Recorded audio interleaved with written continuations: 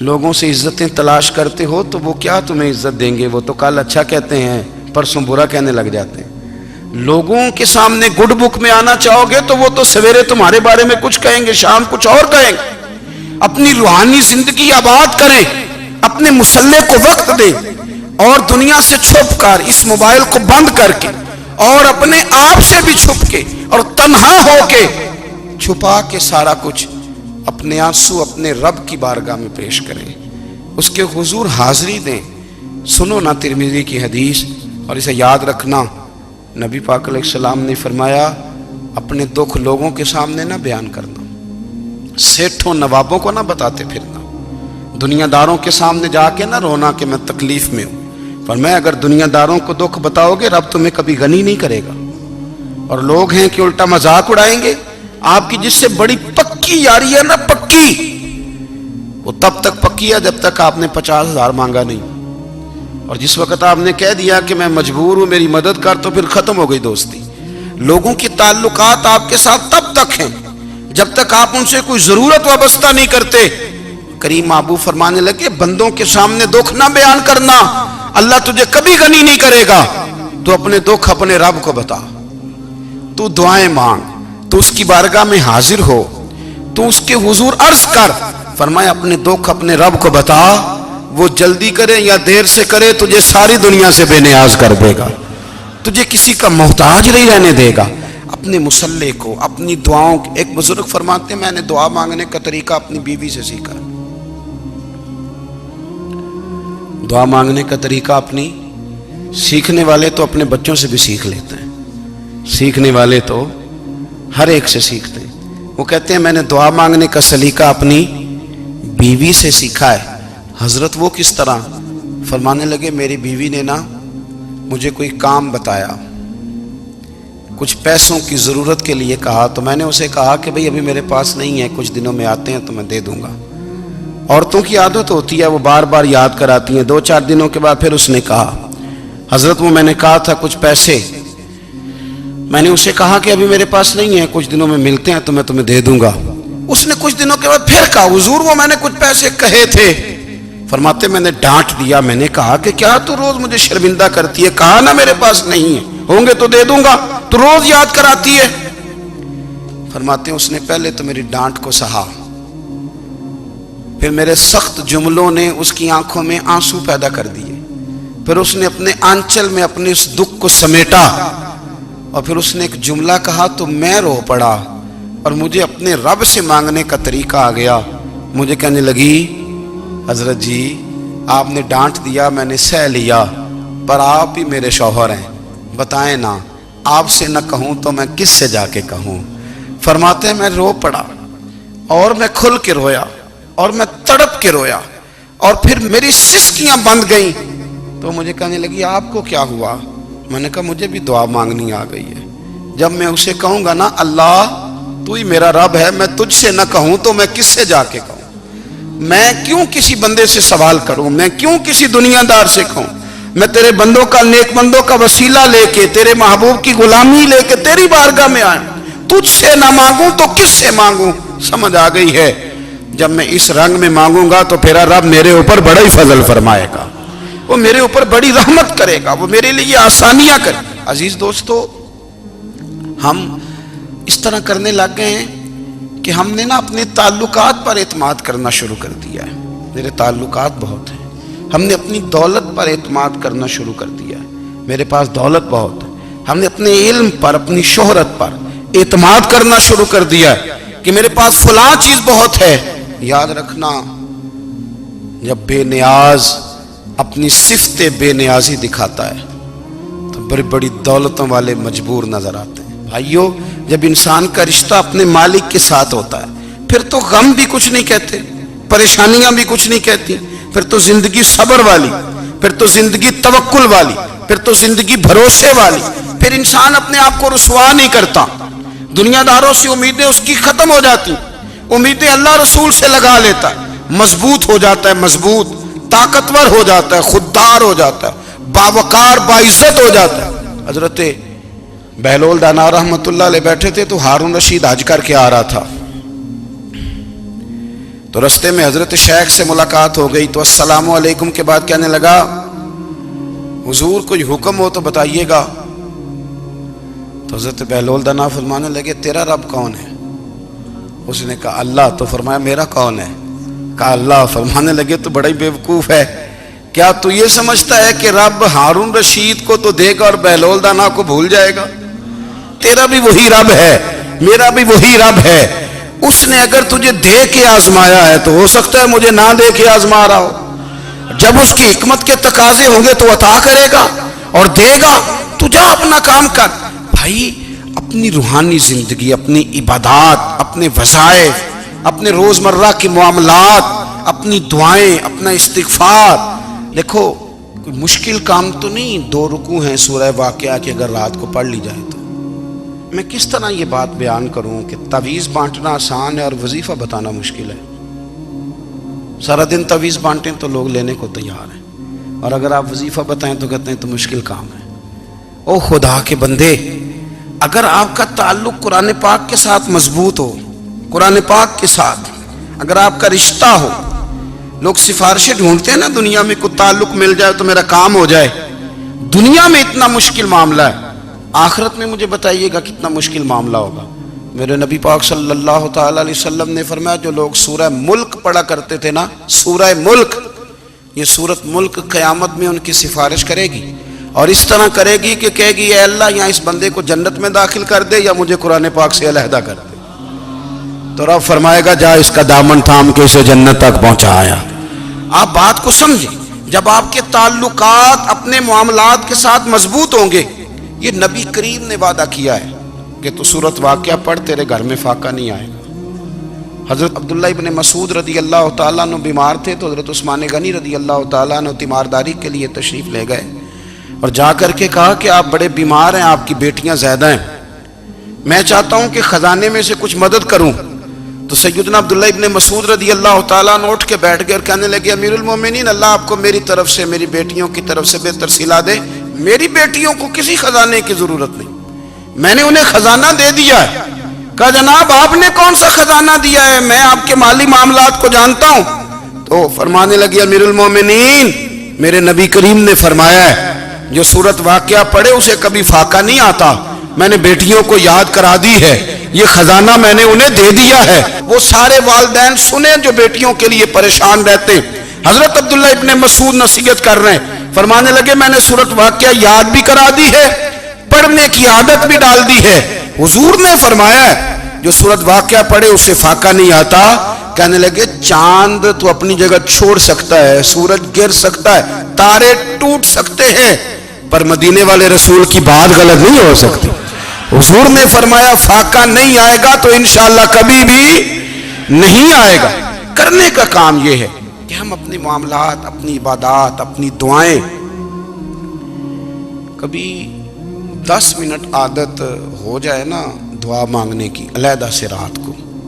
حضور نے فرمایا جو فرض نماز کے بعد دعا مانگے اللہ اس کی قبول کر لیتا ہے. نبی پاک صلی اللہ تعالی علیہ وسلم نے فرمایا اللہ مسافر کی دعا قبول فرماتا ہے. حضور نے فرمایا اللہ مظلوم کی دعا قبول فرماتا ہے. حضور نے فرمایا بیمار سے دعا کراؤ اللہ اس کی دعا قبول فرماتا ہے. میرے نبی پاک نے فرمایا ماں باپ جب بھی اولاد کے لیے ہاتھ اٹھائیں، ویسے تے بلے شاہ تو آسمانی اڑ دیا ہی پھڑ دیں، جڑا گھر بیٹھا انہوں بڑھیا ہی نہیں. حضور فرمانے لگے ماں باپ جب بھی اولاد کے لیے دعا فرمائیں اللہ ان کی دعا کو قبول کرتا ہے. آپ اپنا تعلق بنائیں دعا کے ساتھ، عبادت کے ساتھ، مصلی کے ساتھ رشتہ بنائیں، استغفار پڑھیں. صلاح الدین ایوبی صلیبی جنگوں میں تھے، رات کو مسجد اقصیٰ میں نماز پڑھی تو پریشان تھے. ایک بزرگ سے ملاقات ہوئی تو وہ کہنے لگے کہ آپ بڑے پریشان ہیں. کہنے لگے حضور پریشان اس لیے ہوں کہ پہلے ہی مسلمان کمزور ہے، اب میں نے سنا ہے دشمن کا ایک بحری بیڑا وہ جنگی سامان سے بھرا ہوا آ رہا ہے، تو اب ان کے پاس اور تلواریں اور نیزے آ جائیں گے، مسلمانوں کے پاس پہلے ہی وسائل کی کمی ہے، پریشان ہو کس طرح کر کے مقابلہ کریں گے. یہ بات کہتے ہی صلاح الدین ایوبی نے بزرگوں سے کہا حضور آپ بھی دعا کرنا، دعا کی بڑی طاقت ہے. میرے نبی پاک نے فرمایا دعا مومن کا ہتھیار ہے، دعا مومن کا، دعا مومن کا۔ حضور نے فرمایا تقدیر کو سوائے دعا کے کوئی چیز نہیں بدل سکتی، دعا مومن کا ہتھیار ہے، یہ کافر کے پاس کوئی نہیں، یہ ہتھیار ہے مومن کا۔ اللہ کرے آپ کو سمجھ آئے، پھر سنیں، کئی بار کہہ چکا ہوں یہ ہتھیار ہے۔ کافر کے مقابلے میں جو تیرے پاس سب سے بڑا ہتھیار ہے وہ دعا ہے۔ دعائیں کرانی چھوڑ دی، کرنی چھوڑ دی، لینی چھوڑ دی۔ حضرت سیدنا انس بن مالک رضی اللہ تعالیٰ عنہ فرمایا کرتے تھے، میں نے وہ رنگ دیکھا ہے جب حضور دعا مانگتے تھے اور حضور کی مقدس آنکھوں میں آنسو بھی ساتھ ہی بہا کرتے تھے، میں نے وہ انداز دیکھا ہے۔ تو صلاح الدین ایوبی بزرگ سے کہنے لگے آپ بھی دعا کیجیے، اور خود رونے لگے اور سر سجدے میں رکھ کے رونے لگے، اور عشاء سے لے کر فجر تک روئے، خوب روئے۔ صبح وہ بزرگ آئے تو صلاح الدین ایوبی کا خوبصورت اور ہنستا ہوا چہرہ دیکھا، کہنے لگے آپ بڑے خوش ہیں، رات تو میں نے بڑے روتے ہوئے دیکھا تھا۔ تو کہنے لگے حضور وہ جو بحری بیڑا آ رہا تھا نا وہ پانی میں ڈوب گیا ہے، اب وہ نہیں آ رہا، ابھی خبر آئی ہے تو میں بڑا خوش ہوں۔ بزرگ کہنے لگے اٹھ سینے سے لگ اور سن ایک بات، وہ بحری بیڑا پانی میں نہیں ڈوبا، وہ تیرے آنسوؤں میں ڈوب گیا ہے۔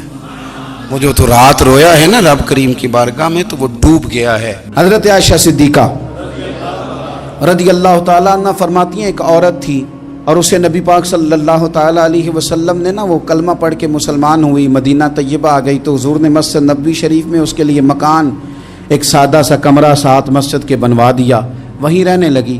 اکثر وہ سیدہ طیبہ کے پاس آتی تو حضرت عائشہ صدیقہ رضی اللہ تعالیٰ عنہ فرماتی ہیں وہ بڑی باتیں سناتی اور آخر میں کہتی وہ ہار والا دن بھی بڑا عجیب دن تھا اور میرے رب کی قدرتوں کا دن تھا، وہ بھی بڑا عجیب دن تھا۔ سیدہ عائشہ صدیقہ رضی اللہ تعالیٰ عنہ ایک دن فرمانے لگی کہ تو ہار والے دن کا بڑا ذکر کرتی ہے، وہ کیا دن تھا؟ تو خاتون کہنے لگی اماں جی وہ دن تھا جب میرے رب پر بھروسہ اور مضبوط ہو گیا، جس دن میرا اپنے رب پر توکل اور بڑھا، میرے ایمان میں یقین میں اور پختگی آئی۔ کہنے لگی میں ایک گھر کی کنیز تھی، نوکرانی تھی، اس گھر میں ایک بچی تھی جس کے پاس سونے چاندی ہیرے جواہرات کا ہار تھا۔ اس زمانے میں نا چمڑے کے اوپر لوگ ہیرے جواہرات لگاتے تھے، کئی دفعہ سرخ رنگ کے چمڑے پہ لگائے جاتے تھے، وہ بچی پہنتی تھی۔ تو کہتی ہیں وہ بچی کے اس نے اتار کے رکھا یا اس سے گرا وہ ہار تو چیل اسے اٹھا کے لے گئی گوشت سمجھ کے اور میرے سامنے اٹھا کے لے گئی۔ گھر والوں نے مجھ سے پوچھا، یہ بخاری میں موجود ہے، گھر والوں نے پوچھا مجھ سے کہ وہ ہار کہاں ہے تو میں نے کہا چیل اٹھا کے لے گئی۔ گھر میں کچھ چوری ہو جائے تو سب سے پہلا الزام کس پہ لگتا ہے؟ ملازمین پہ۔ کہتے انہوں نے مجھے بڑا مارا، بڑی تکلیف تھی، حتیٰ کہ میری شرمگاہ تک کی تلاشی، میری عزت اتنی خراب کی میں بتا نہیں سکتی۔ میں نے اپنی زندگی میں ایک واقعہ دیکھا، ایک امیر گھر میں چوری ہو گئی، ملازم کو اتنا مارا کہ وہ چارپائی پہ پڑ گیا، پولیس والوں سے اتنی مار پڑوائی گئی کہ وہ بیچارہ چارپائی پہ پڑ گیا، اور پھر وہ اتنا بیمار ہوا اور کچھ دنوں کے بعد پتہ چل گیا کہ چور تو اپنا بیٹا ہے ان کا، پھر اس کا انتقال ہو گیا۔ اب وہ سیٹھ صاحب اور گھر والے آ کے نا مرنے والے کے کان میں معافیاں مانگ رہے ہیں، کان میں۔ تو میں نے ان سے پھر کہا تھا کہ یہ تو اب چلا گیا ہے، تمہارا زور چلتا تھا نا تو تم نے قانون خریدا اور تم نے اسے جتنا ہو سکا تم نے اسے مار پڑوائی، تمہارے پاس جو عدالتیں تھیں تم نے وہاں کارروائی کی، اب ایک عدالت قیامت کے دن لگے گی۔ یہ کمزور تھا نا، کچھ کر نہیں سکا۔ میرے نبی پاک صلی اللہ علیہ وسلم نے فرمایا سن لو، اگر سینگ والی بکری نے بغیر سینگ والی بکری کو تکلیف دی ہوگی نا تو قیامت کے دن اسے بھی بدلہ دینا پڑے گا کہ تیرے پاس سینگ تھے اور تو نے اسے مارا تھا۔ وہ خاتون عرض کرتی ہے سیدہ عائشہ کی خدمت میں کہ مجھے بڑا مارا، مجھے تکلیف دی، میں کہہ رہی تھی کہ میرے سامنے چیل لے گئی ہے پر وہ نہیں مان رہے تھے، اماں جی انہوں نے مجھے بڑا مارا۔ حضرت عائشہ صدیقہ کہتی ہیں پھر کیا ہوا؟ کہنے لگی اماں جی جب کوئی میرا مددگار نہ رہا، مجھے تکلیف دے رہے تھے، رسوا کر رہے تھے، تو میں نے اپنے رب سے مدد چاہی، میرے رب کی طرف میں نے توجہ کی، میں نے کہا مالک اب تو ہی میرا مددگار ہے، कहती है वो मुझे मार रहे थे तो वो चील जो हार ले गई थी वही लेके वापस आ गई, और हमारे सरों के करीब ला के उसने जब उस हार को फेंका, वो मुझे छोड़ के साइड पे हुए, वो मेरी बेगुनाही जान गए। लेकिन आपको बताऊं, उस दिन से मेरा अपने रब पर यकीन और बढ़ गया। मुझे समझ आ गई कि जब इंसान पूरा टूट जाता है और जब कोई चारों जानिब उसका मददगार नहीं होता, तो रब तो होता है ना, अल्लाह तो उसका मददगार होता है ना, वो तो फिर अपने उस बंदे की मदद करता है ना, फिर वो तो तवानाई देता है ना, वो तन्हा नहीं छोड़ता, वो तो आंसुओं वालों के आंसुओं पे बड़ा करम फरमाता है, वो तो कसम पुरसी में आ जाता है, उसकी रहमत बढ़ के इस्तकबाल कर लेती।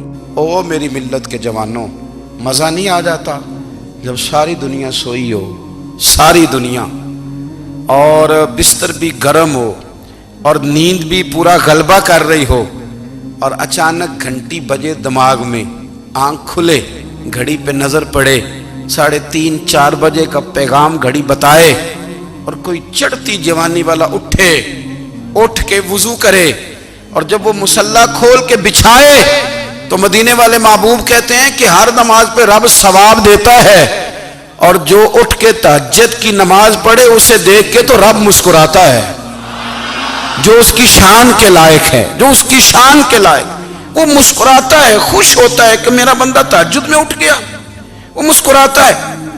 काश हमारी सुबहें कभी अपने मालिक के नाम हो जाएं, काश के सुबह। हजरत अबुल हसन रहमतुल्लाह ताला अलैह हजरत माज इब्ने जबल रदी अल्लाह ताला अन्हु के पास बैठा करते थे। फरमाते हैं उनसे जो प्यार बढ़ा तो फिर मेरा मुसल्ले से भी बढ़ गया। ताबिएं फरमाते हैं सहाबी रसूल से मोहब्बत हुई तो जिक्र से भी हो गई, फिर दुरूद शरीफ से भी हो गई, मोहब्बत उनसे बढ़ी तो फिर अल्लाह ने मस्जिद का प्यार भी बढ़ा दिया। आप फरमाते हैं कि मेरी हर वक्त तबीयत चाहती थी कि बस अल्लाह अल्लाह करूं, बस अल्लाह अल्लाह करूं, बस ना मैं ज़रा थोड़ी जान छुड़ाऊं लोगों से, कुछ 10 मिनट मिले तो मैं कुछ 4 नफल पढ़ लूं, मैं थोड़ा सा ना बचूं लोगों से, और मुझे तस्बीह मिले तो मैं ना कुछ 400-500 दफा इस्तिगफार पढ़ूं, सुभान अल्लाह, अल्हम्दुलिल्लाह, अल्लाहु अकबर, ला हौला वला कुव्वता इल्ला बिल्लाह, मैं ना तस्बीहात पढ़ूं। फरमाते हैं कि बच्चे थे घर में 6-7, गुर्बत थी, काम मिलता कोई नहीं था, और मैं काम चोर नहीं था, काम ढूंढता था, पर अल्लाह की कुदरत के काम नहीं मिलता था।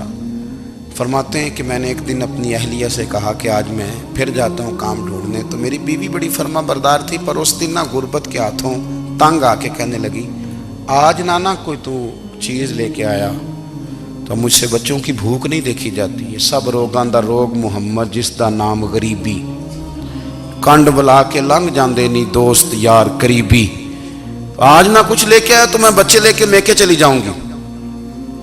शेख फरमाते हैं कि मैं बड़ा परेशान घर से निकला, पर मैंने सुबह से लेके जोर तक काम ढूंढा, काम मिला कोई नहीं, तो मेरे दिल में ख्याल आया चलो काम नहीं मिलता तो अल्लाह अल्लाह तो करे ना, चलो बंदों की मजदूरी नहीं मिलती तो रब करीम की इबादत ही करते हैं। फरमाते हैं कि मैंने ना फुरात के पानी से वुजू किया, नहर के, शदीद धूप थी, साथ रेत थी और रेत तप रही थी, मैंने अपना रुमाल वहीं मुसल्ला के तौर पर बिछा लिया, और फरमाते हैं कि जोर से लेकर असर तक नमाज पढ़ी, धूप भी पूरे जोर पे, पर मेरे सजदे का ज़ौक़ भी पूरे जोर पे।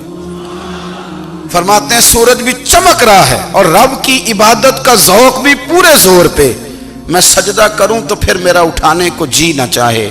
मेरे उस्ताद लिखा करते थे, ये उनका शेर है, वो कहा करते थे मुझे सोज दे, मुझे साज दे, और मुझे नीम शब का न्याज दे, दमे सजदा खुद को मैं तोड़ दूं, मुझे ऐसा ज़ौक़ नमाज दे। और मैं तेरी बहार का फूल हूं, मैं खिला भी हूं तो तेरे लिए, मुझे मेरी शाख से तोड़ ले, मुझे अपनी जुल्फ का नाज दे। भाई फरमाते हैं कि असर तक मैंने नफल पढ़े, दिल ढलने लगा, असर की नमाज पढ़ी और मैं वहां से चला।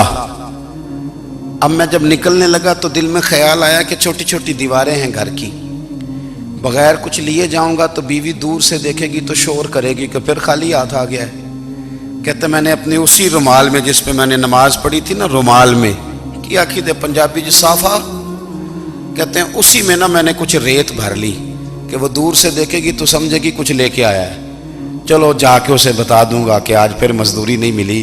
कहते हैं वो रेत लेकर जब मैं घर में गया तो पहले बीवी दरवाजे पे खड़ी होती थी, पूछती थी खाली हाथ आ गए हो, आज मैंने देखा तो है ही कोई नहीं।